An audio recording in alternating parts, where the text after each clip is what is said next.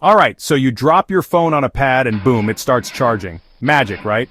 Well, not exactly magic, more like some really cool science called inductive charging. It's the most common type of wireless charging you'll find for your smartphones and other gadgets. Think of it like a secret handshake between your phone and the charging pad, but with electricity. No fumbling for cables in the dark, which is a huge win in my book. This convenience is why so many of us are switching over, or at least trying it out. The whole process kicks off inside that wireless charging pad. You plug the pad into the wall, and it gets power. Inside this pad, there's a coil of wire, a transmitter coil to be precise. When electricity from the wall flows through this coil, it creates something called an alternating electromagnetic field around the pad. Now your smartphone also has a secret weapon, another coil of wire inside it, known as a receiver coil. When you place your phone on the charging pad, this receiver coil enters that electromagnetic field we just talked about. And here's where the cool physics happens.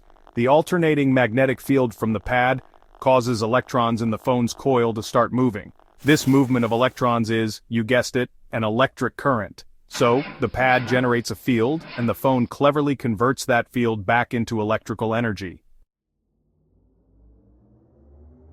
So we know how wireless charging works, but how does it stack up against good old wired charging? When it comes to pure efficiency, plugging in a cable is still the undisputed champion, folks. Think about it. With a wire, you've got a direct physical connection. The electricity flows straight from your charger, through the cable, and into your phone's battery with minimal fuss. Wireless charging, while super convenient, has a few more hurdles for the electricity to jump over. Remember those coils and the magnetic field? Well, creating that field and then converting it back to electricity in your phone isn't a lossless process. Some energy gets lost as heat in the charger's coil, and some gets lost as heat in the phone's coil. Plus, the alignment between the two coils needs to be pretty good. If your phone isn't placed just right on the pad, the efficiency can drop even further. Wireless charging tends to hover in the 50 to 80% efficiency range. One of the most noticeable things about wireless charging, apart from the lack of cables, is the heat. You've probably felt it yourself.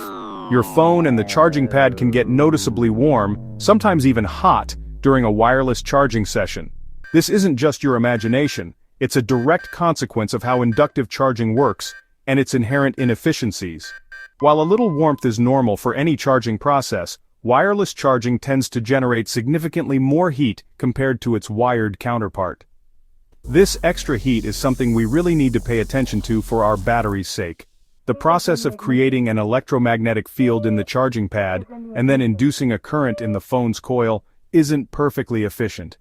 Energy is lost in both the transmitter coil of the pad and the receiver coil in the phone.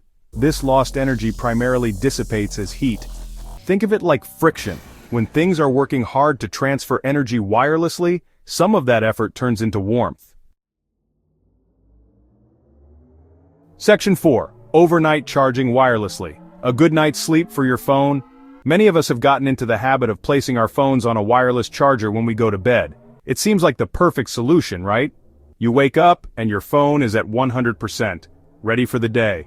No morning scramble to find a cable and plug it in. This convenience is undeniably attractive, and it's a big reason why bedside wireless chargers are so popular. Modern smartphones are pretty smart, thankfully. They have built-in charge controllers that stop the main charging process once the battery reaches 100%. This prevents overcharging, which was a bigger concern with older battery technologies. So, your phone isn't just continuously force-feeding power into a full battery all night. Section 5. The lab coats speak. Research on wireless charging and battery health. It's not just anecdotal evidence or a gut feeling that wireless charging might be tougher on batteries. Researchers have actually put this to the test. Various studies have been conducted to compare the long-term effects of wireless charging versus wired charging on lithium-ion battery degradation. And the findings, well, they tend to confirm our suspicions about the impact of that extra heat generated during the wireless power transfer process. These studies often involve cycling batteries through hundreds of charge and discharge cycles using different methods and measuring how their capacity fades over time. What these scientific investigations generally show is that phones predominantly charged using wireless methods can exhibit a faster decline in battery health compared to those charged primarily with a cable. Section 6. Mythbusters Charging Edition. Plus, tips for a longer-lasting battery. Alright, let's bust some common myths floating around about phone charging, especially wireless charging. And then I'll give you some solid tips to keep your battery happier for longer. First up, the big one. Wireless charging will instantly fry your battery. This is largely a myth. While, as we've discussed, wireless charging can contribute to faster degradation over time due to heat, it's not going to cause catastrophic failure overnight with a decent quality charger and phone. The damage is more of a slow burn, a gradual decline in capacity, rather than an immediate battery meltdown. Another persistent myth is that you need to let your phone battery drain completely to 0%, and then charge it all the way up to 100% every time. This advice is a hangover from old nickel-cadmium battery days and their memory effect. For modern lithium-ion batteries, this is actually bad advice. These batteries are much happier if you keep them in a sort of comfort zone, generally between 20% and 80% charge. Hey folks, if you enjoyed this video, don't forget to like, comment, and subscribe for more awesome content. Hit that bell icon to stay updated with our latest videos. See you next time.